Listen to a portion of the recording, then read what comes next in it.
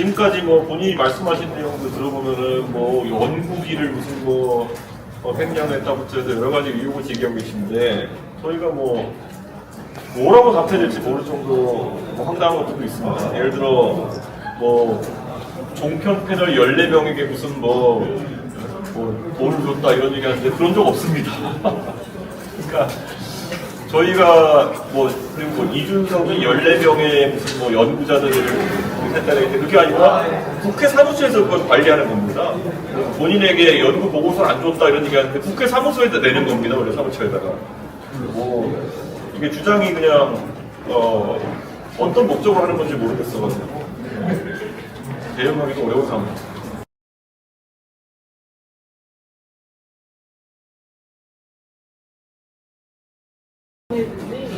예.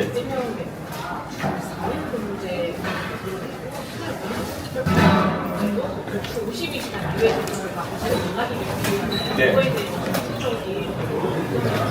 보통 주 4일제가 거론되는 상황에서는 이것은 AI 시대에 대비하기 위한 일자리 나누기 측면에서 언급이 되는 경우도 있고 또 여러 가지 공간 취지가 좀 다른 경우가 있습니다. 그러면 열어놓고 얘기해볼 만한 주제라는 생각을 하지만은 이게 강론으로 들어가면 굉장히 치열한 주제일 겁니다. 예를 들어서 주 5일제 노동자가 주 4일제로 전환하면서 임금을 그대로 유지하자는 총액 임금을 유지하자는 주장인지 아니면 임금을 실질적으로 삭감하면서 거기에 적응해 나가자는 주장인지 이런 게 주장이 아직까지 명확하지 않고 무엇보다도 노동자 입장에서는 이것을 선호할 수도 있겠지만은 자영업을 하시는 분들 입장에서는 거의 날벼락 같은 이야기로 들릴 수도 있는 겁니다.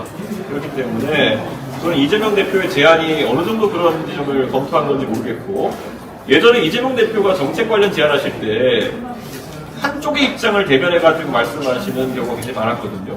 예를 들어 갑자기 지난 지방선거 때 본인이 계양구에 나가신다고 해가지고 김포공항을 이전해버리겠다 이렇게 해버리셔가지고 제주도민들은 날벼락 나가지고 막 시위하시고 이런 경우도 있었어요. 그러니까 저는 이재명 대표가 그런 정효과와 부효과를 다 고민해가지고 정책을 내신 것인지 아니면 그냥 대선 행보의 일환으로서 던지신 것인지는 좀 더 들여다봐야겠습니다.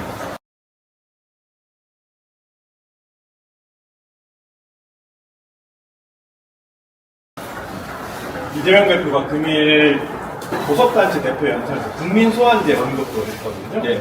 의원님께서 어떻게 생각하시는지. 국민소환제의 취지 자체는 많은 분들이 긍정적으로 평가할 겁니다. 그런데 국회의원이나 아니면 선출직 공직자 임기를 드는 이유도 명확한 것이 소신에 따라 활동하라는 취지로 이제 되어 있는 거고요. 국민소환제라는 것은 요건을 어떻게 하느냐에 따라 가지고 제도가 완전 다른 제도가 되어버립니다. 예를 들어 지방자치단체장처럼 10%의 서명을 받으면 바로 발동되고 직무가 정지된다.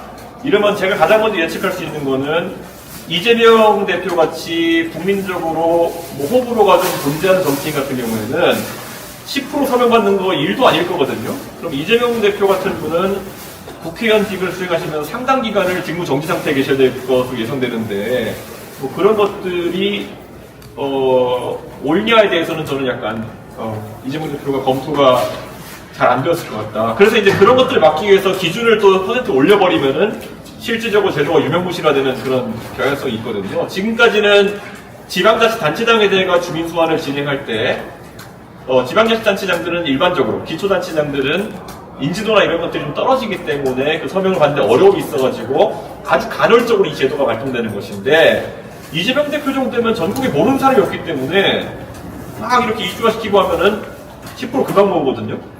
그런 부분에 대한 검토는 하셨는지 좀 궁금합니다.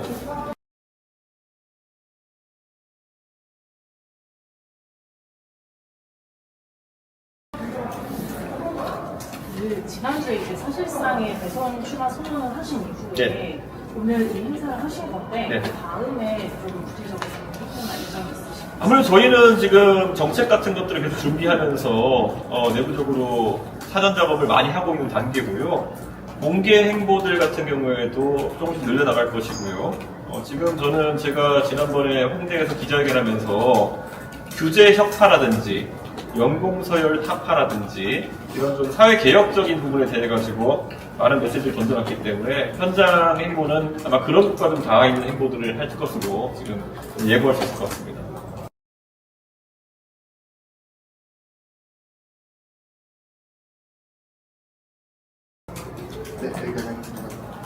하나만 더. 예, 허은하 전 대표가 아직 대표직은 본인에게 있다는 취지로 말을 했는데 대선행보를 하시는 것과 하면 조금 어려움이 있지 않을까 이 생각합니다. 지금 뭐 언론에서는 편의상 무슨 개혁신당이 지금 분열됐다 이런 얘기를 하시는 분도 있는데요. 실제로 개혁신당에 거의 뭐 오래 활동해왔던 구성원들은 일치 단결해서 조기 대선을 위해 준비하고 있는 상황입니다. 허은하 전 대표가 급조했던 그런 어떤 당직자나 이런 분들은 사실 그전까지 당에서 활동도 잘 안 하셨던 분들이 대부분이고 그분들이 현실적으로 뭐 파벌을 들여서 이탈한다 하더라도 그분들이 개혁신당에 뭐 손실을 크게 끼치거나 이런 상황은 아니다 이렇게 제가 말씀드리겠습니다. 지금 과거의 개혁신당은 한 4개 정도의 정파가 모여가지고 만들어진 연합정당이라고 할 수 있을 텐데요. 뭐 잘 기억하시는 것처럼 뭐 양양자 의원과 금태섭 의원 그리고 조홍천 의원 등이 이끌던 세력이 합쳐져서 이제 활동하는 세력인데 각 세력의 주요 인사들이 지금 일치 단결해서 조기 대선을 준비하고 있는 모양새입니다. 그리고 아까 말했던 것처럼 오히려 이 과정에 좀 반대 입장에 섰던 분들은 사실 애초에 창당 과정에서 그렇게 두각을 드러내지 않았던 분들이기 때문에 그 구도는 명확하다고 봅니다. 감사합니다.